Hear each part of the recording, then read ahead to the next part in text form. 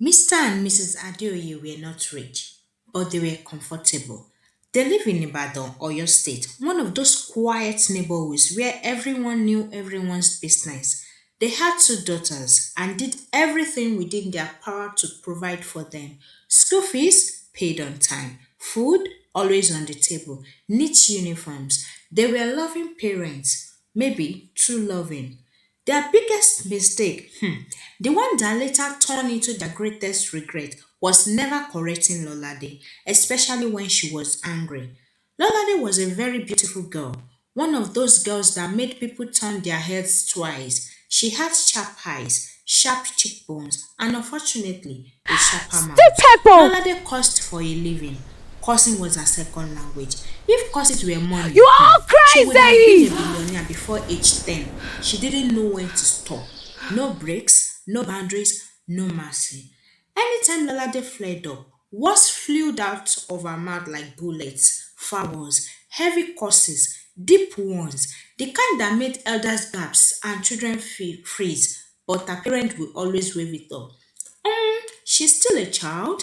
She's only expressing herself. People should stop provoking her. Even when neighbors complain, Mr. Adeoye will smile awkwardly and say she's outspoken. Mrs. Adeoye would nod in agreement, as if being outspoken meant verbally burying people alive. Slowly, people began to avoid Lolade. Adults crossed the road when they saw her coming. Children were warned, don't play near that girl. But Lolade didn't care. In fact, she enjoyed it. One afternoon, when Lolade was 18, she was coming back from a nearby store. One hand held a nylon bag full of groceries. The other hand was busy scrolling on her phone, replying to one unnecessary WhatsApp argument or the other. Suddenly, bam! A young boy ran into her. Lolade fell flat on her back like a plank of wood. Groceries scattered everywhere, tomatoes rolling, onions flying, sachet water bursting. It looked like a sacrifice laid out for the gods of bad temper. The boy panicked.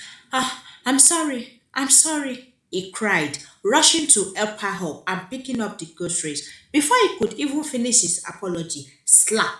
Lolade slapped him from behind. Shoya Wereni, are you mad? She screamed. The boy opened his mouth to explain. You will never succeed in life, Lolade interrupted. Everything you ever work for will scatter. You will suffer. You will beg. She poured curses on him like she was paid per sentence. People rushed over, begging her to calm down. Instead, she turned on them too. All of you keep quiet. Mind your useless business. The boy dropped the groceries and ran away crying. When Lolade got home and narrated everything, her mother nodded proudly. Good, at least you stood up for yourself. Her elder sister, Fumi, tried to warn her. Lolade, this is not good. Abeg, leave me. Lolade snapped. Another day, Lolade was playing game with her friends in the compound, laughing, teasing. Then suddenly, Shayo paused. Lolade, we need to talk. The others nodded like lizard in a family meeting. Lolade laughed. Hope una never commit abomination. No. Nobody smiled. Tinuke cleared her throat. People are talking. They say you cost too much. Lolade smirked. Shayo held her gently. We love you, but you're too bitter. It's affecting you. Lolade's eyes turned red like a cigarette abandoned on the ground. Then Toby added, and the worst part is, your parents are not correcting you. That was it. Lolade jumped off from the bench like someone touched an electric wire. Don't ever mention my parents again with your gutter mouth. She charged at them with words sharper than knives. I see why you people won't make it in life. You will remain small forever. She didn't stop until the girls walked away silently, friendship buried without a burial. That night, Lolade posted WhatsApp status. Some enemy are disguised as friends. Oh, if you come for me, I will go for your generations. Any kure. That was Lolade's styles, online courses included. Lolade entered university at 20. With her beauty and brains, she should have been popular. Instead, people avoided her like expired bread. That Lolade girl is fine, but she behaves like a thug. Fiyin said one day. Yes, she curses too much, Victoria added. Unfortunately for them, Lolade had everything. She stormed over. Awoloshi, look at Smello's talking. Before they could react, bah! One slap, boo! Another slap. Phyllis screamed, my mommy! Victoria shouted, who off the light? Student burst into laughter. Some people actually tried to be with Lolade, not because she was nice, no, because she was beautiful. The kind of beauty that made men think, ha, maybe she would change with love. They were wrong. Ade met Lolade in the school library, soft spoken, always smiling, the type that said please even to cheers. For the first few days, everything was sweet. Ade bought her snacks, walked her to class, called her baby with a full chest. One afternoon, they were walking together when an elderly woman mistakenly brushed Lolade's arm. Oh, sorry, my daughter, the woman said. Before Ade could blink, hold woman, are you blind? Lolade snapped.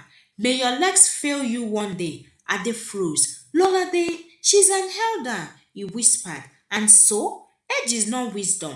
Lolade fired back. People turned. The old woman walked away quietly, shaking her head. That night, Ade didn't sleep well. The next morning, he sent a long text. Lolade, you're beautiful, but your mouth scared me. I can't date someone who curses elders. 2 weeks finished. Lolade hissed and blocked him. The second man, Tunde was louder, confident. He thought he could handle Lolade's fire. They went on a date to a booker one day. The food seller delayed her order. Lolade stood up. Auntie, is your brain sleeping? Toda will fire your business. Tunde tried to calm her down. Babe, it's just food. Lolade turned on him too. So, you're supporting her nonsense. Then she cursed the food seller, the queue, the pot, and even the gas. People stared. The woman serving food started crying. Tunde dropped his spoon slowly. This is not boldness. This is madness. He muttered. That same week, he ended it. Lolade, I can't take you anywhere. You fight everyone, even innocent people. Lolade replied with curses, of course. The third man, Kunle. Kunle thought Lolade's sharp mouth was funny. She's spicy, he told his friends. Until one evening, Kunle took Lolade to visit his cousin who had just given birth. The baby cried. Lolade frowned. Why is this baby crying like a goat? Kunle laughed nervously. Then Lolade added, hope this baby won't grow up useless. The room went silent. Kunle's cousin burst into tears. Kunle stood up immediately. Lolade, you just cursed my cousin's child. So? Babies are annoying. Lolade shrugged. That was the end. Kunle escorted her out and blocked her before she reached her hostel. The longest one, Kayode. Kayode stayed the longest 3 full months. That alone deserved an award. Kayode was patient, very patient. He believed in talking things out. He corrected her gently. Lolade, you don't have to insult everyone. She would promise, I will change. She never did. One day, Kayode and Lolade were on a bus. A man accidentally stepped on her foot. Lolade exploded. You will never progress in life. Kayode pulled her aside. That man said sorry. Lolade shrugged. He deserved it. Another day, she cursed a pregnant woman during an argument at the market. Kayode snapped. This is enough. He held his head. You curse strangers, elders, children, even unborn babies. Lolade rolled her eyes. You are too soft. Kayode sighed deeply. I'm not soft. I'm tired. 3 months. That was the longest anyone had stayed. When Kayode left, he didn't argue, he didn't shout, he didn't curse her back, he just walked away. And that silence hurt more than all the insults she had ever thrown at people. Moshood enters alive. Fanaya came like a thief in the night. Everyone was suddenly serious. Project, internship, prayer points. Lolade, however, was still her usual self. Always sitting alone, always chewing something angrily, always looking like the word offended her personally. One afternoon, she was under a mango tree close to the faculty building, sitting alone as usual, one leg crossed, book open, apple in hand. She bit the apple aggressively like it owned her money. Then a shadow blocked her sunlight. Hi, Lolade. She looked up sharply. Moshu stood there, hands in pocket, calm face, unbothered horror. The kind of guy that looked like nothing could shake him, not even a strike. Lolade blinked once, twice. Hi, hi, hello, she stammered. Her apple almost fell. Moshe sat beside her like it was the most normal thing in the world. I like you, Lolade. You're beautiful and smart. Lolade stared at him as if he just said he wanted to buy her land in Banana Island. Ahmad raised. Is this one okay? Does he even know my history? Has he not heard? But loneliness is louder than caution. She smiled softly, shyly, almost innocent. I like you too, she said. That was how it started. From that day, Lolade and Moshood were inseparable. People began to see them everywhere, walking together, laughing, eating together. Student whispered, is that not Lolade? Ah, who is that brave man? Lolade surprisingly was a lover girl. When she loved with full chest. She liked attention, affection, reassurance. Moshood gave her everything. He treated her like a gold, bought her gifts, listened to her endless complaints. Even when she was wrong, he still defended her. Maybe she was provoked, he would say. She didn't mean it like that, even when she meant it. Moshood family never liked Lolade from day one. His younger sister, Kafayat, attended the same school. She knew Lolade's reputation very well. Brother, I don't know why you chose that demon. Kafaya would ease. Fine girls fool this school. You carry evil tongue. Lolade would want to respond. Tell your sister. Moshood would cut in sharply. Don't talk down on my girlfriend. Kafaya would roll her eyes. Okay, oh, love is blind. 2 years later, school was over.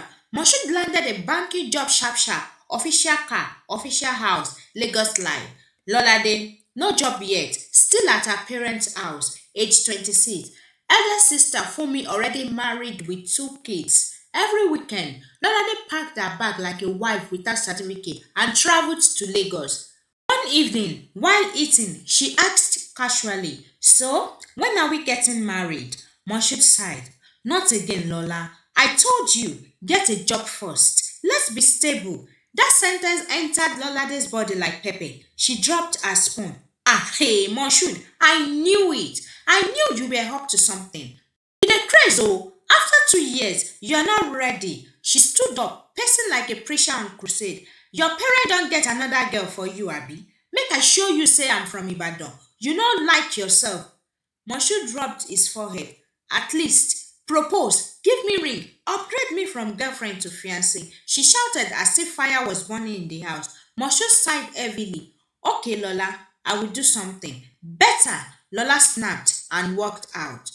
Next morning, which was Saturday, Lolade woke up to a smell of breakfast. Moshood appeared with a tray. Good morning, baby. She smiled immediately. Oh, this is so sweet. As she ate, Moshood said casually, we are going out tonight. Dress sexy for me. Lolade clapped. Uh-huh. Trust your babe now. I dress to kill. That night, Moshood took her to a fancy restaurant. Lolade was glowing, beautiful, soft spoken. Anybody seeing her would think she was a saint.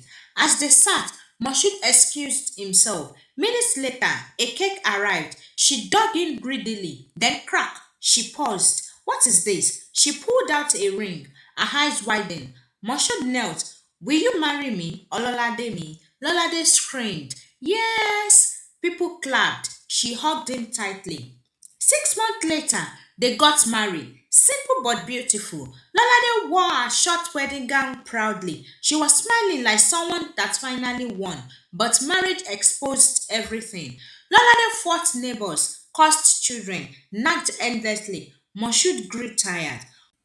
One night, after another neighborhood fight, he snapped. This is why I delayed marrying you. I thought you would change. He looked tired, broken. It's almost 2 years, and you're not even worried about not being pregnant, only causing other people's children. Lolade was shocked. She walked into the room crying. You would think she would change the next day, but Lolade was still Lolade. A few days later, Moshood left the house earlier than usual. By 6:30 a.m., he was already dressed, tie crooked, and face serious like NEPA bill. I have an 8 a.m. meeting, he said, grabbing his car key. No time for breakfast, no time for lunch. Lolade frowned. Eh? You won't eat, ke?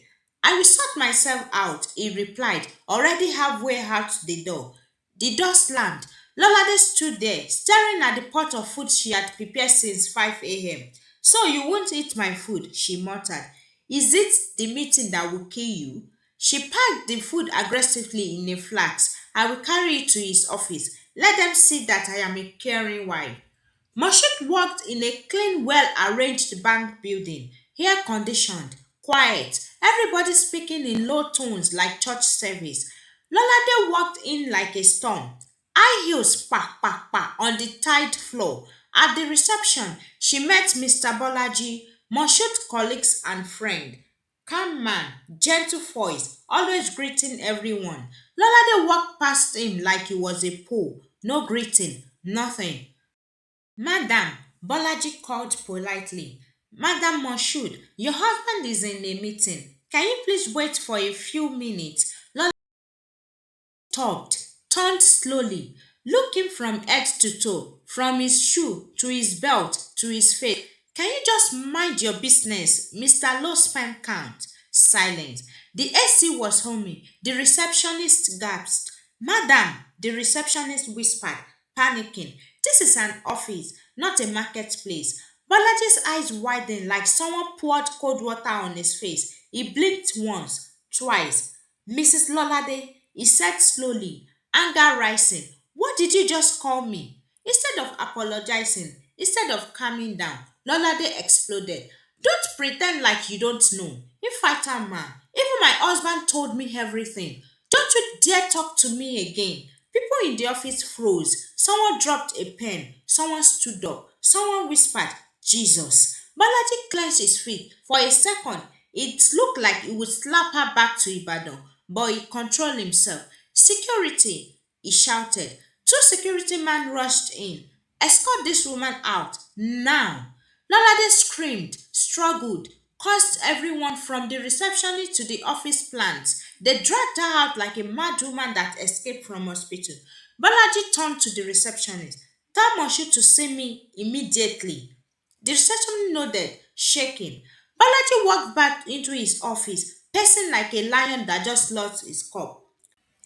Minutes later, Moshood entered Balaji's office smiling. My G, how far now? Balaji didn't smile. He stared at Moshood like he was calculating which part of his body thunder should strike first. Moshood's smile faded.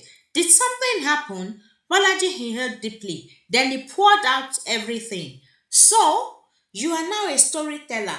You told your wife my personal struggles. She insulted me in my own office. Moshood felt his leg go weak. Balaji continued, thank you, and God bless you if you deserve it. From today, we are done. Moshood tried to speak. Balaji raised his hand. I don't want to hear anything else. Moshood walked out like a man whose soul has left his body. He went to the receptionist. She narrated everything. Everything. Moshood closed his eyes. Moshood drove home like a madman. On getting home, he entered the living room and saw Lolade eating peppered chicken, legs crossed, watching TV, as if nothing happened. Ah, my husband, welcome, oh, she smiled. Come and join me. Moshood moved closer, very close, then slap. A heavy, dirty slap. The chicken flew out of her mouth and landed on the floor. Lolade screamed, holding her cheek. Moshood's voice was calm, too calm. I have tolerated you for years. His eyes were red, but it ends today. He went into the room, packed her belongings, and dropped them in front of her. Get out. That was how Lolade returned to her parents' house, not with joy, not with pride, but with shame. 5 years passed, not 5 years of growth, not 5 years of healing, 5 years of standing still. Lolade was still in her parents' house, older now, thinner, harder. The beauty that once turned head had faded, not because age was wicked, but because life had drained it out of her. Her eyes were no longer sharp with pride. They were sharp with tiredness. No job, no husband, no child, no money, no respect. She woke up every morning to the same ceiling, the same cracked wall, the same question she avoided answering. People no longer invited her anywhere. Neighbors whispered when she passed. Women dragged their children away from her like she carried bad luck. Come here, don't go near her. Children ran and cried when they saw her, not because she beat them, but because they had had stories. Auntie that causes, auntie that fights, auntie that brings trouble. Even men no longer look at her twice, not even once. They passed her like she was invisible, like a chair nobody wanted to sit on. Her parents, who once defended her blindly, were now tired. Not angry, just tired. The kind of tiredness that comes when hope has finished. Sometimes our mother would sigh heavily and say nothing. That silence hurt more than shouting. Fumi, her elder sister, often blamed their parents whenever they called her to complain. You spoiled her, Fumi would say bluntly. You kept quiet when you should have corrected her. Out of love and cute, Fumi sent money many times, start a business, sell provisions, open a small shop. Lolade tried, or at least she pretended to try. One business failed because people didn't patronize. Another failed because the shop was mysteriously empty one morning. No clear explanation, no accountability. Fumi stopped asking questions. At 40, her father died. That loss hit differently. The man who once said, leave her, she's outspoken, was gone. Lolade still lived with her mother. Same house, same room, same stagnant life. No progress, no direction. People now spoke about her like she wasn't alive. That one, she's just there, oh, don't mind her. She was still harsh, still sharp tongued in public, still defensive.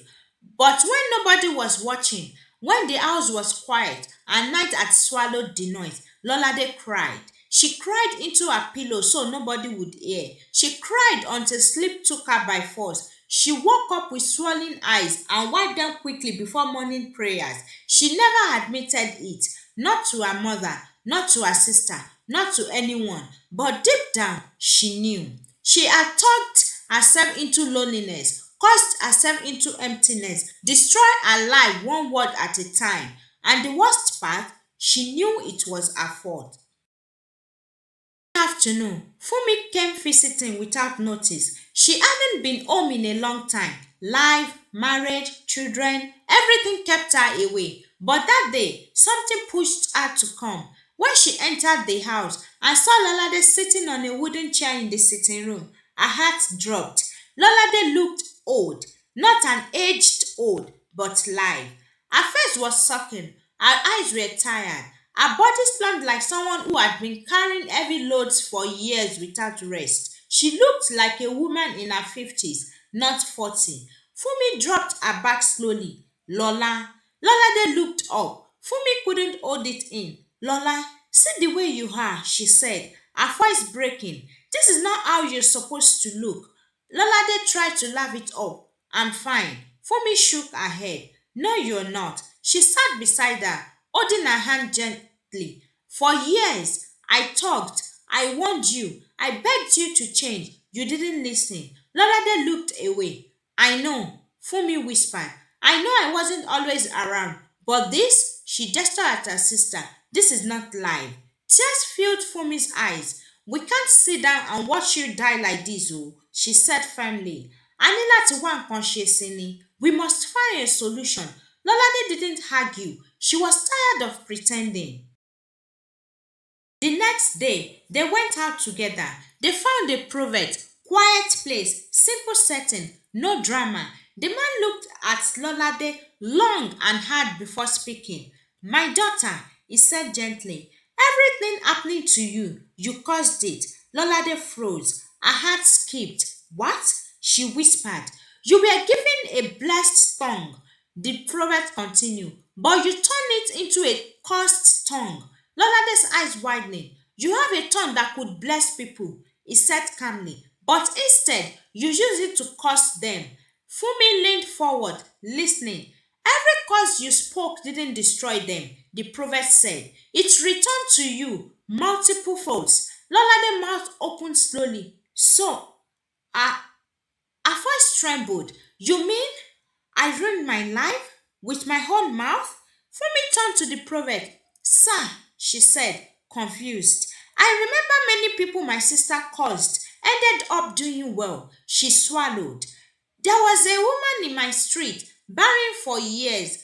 The day my sister caused her that she would never have children, that woman got pregnant. The prophet smiled sadly. That is exactly it. Fumi frowned. How? She used her tongue to switch destinies. The prophet explained. She transferred other people's bad luck to herself. Lolade gasped. Her body shook. This is why you're barren, the prophet said softly. Not because God forgot you, but because your words became your harvest. Lolade broke down completely. She fell to her knees. Please, she cried, holding the floor. Save me. I can't die like this. Her tears soaked the ground. What can I do? She begged. From where will I even start? The prophet sighed. There is only one way, he said. Ask God for forgiveness and ask people for forgiveness. Fumi's eyes widening. People? She repeated. Pastor, from where will she start? She looked at Lolade. 30 years of her 40 years, she used her mouth to destroy people. Lolade held her head, crying bitterly. The weight of her life finally made sense. Back at the house, something changed in Lolade, not outside, inside. That night, she didn't shout, she didn't curse, she didn't argue with anybody. She locked herself in the small room she still slept in, the same room she had slept as a stubborn girl, and knelt on the cold floor. At first, no words came out. Then suddenly, tears poured. She prayed like someone who had nothing left to lose. God, it's me. Her voice shook. I know I destroyed my life. I know I used my mouth wrongly. I know I hurt people that didn't deserve it. She cried until sweat soaked her clothes. Her knees ached, her throat burned. I'm sorry, she whispered again and again. Please forgive me. Please don't leave me like this. She cried until sleep took her. Lolade started doing the hardest thing she had ever done. She began to apologize. She reached out to people she could still remember. Some begged through relatives. Some people ignored her. Some blocked her. Some laughed. But she didn't stop. I'm sorry for what I said. I was wrong. For the first time in her life, she bit her tongue instead of using it. Her life didn't change overnight. No miracle alert, no sudden husband, no baby cry. But slowly, things shifted. Someone gifted her small things. Another person helped her with rent. One day, someone offered her a modest two-bedroom flat. She cried again. This time, not in pain, but gratitude. Fumi helped her start another business. This time, Lolade didn't insult customers. She smiled. She listened. The business grew small, steady, real. Peace at last. Years later, Lolade looked different, not because life was perfect, but because her spirit had rested. No husband yet, no child yet, but peace had entered. People now called her Iyala Dura, the praying woman. Children ran towards her now. They played around her. They laughed. Lolade would watch them quietly and smile. She didn't get everything she once wanted, but she was thankful for mercy, for growth, for a second chance. Words are not just sounds, they are seeds. Whatever you plant with your mouth, you will one day harvest with your life. Lolade didn't lose her years, her marriage, or her peace to witches or enemies. She lost them to her own tongue. A mouth can open doors or lock destinies. Speak carelessly, and life will answer carelessly. Speak with wisdom, and even your mistake can be redeemed. It may take time, it may take tears, but no one is too broken to change. Hi, sweethearts. Thank you so much for watching my story today. I really appreciate every single one of you. If you loved it, smash that like button, share it with your friends and family, and don't forget to subscribe so as to support me. I also want to hear from you. So please drop a comment below and tell me what you think or which story you want next. Thanks again for being part of this journey. See you in my next story. I love you.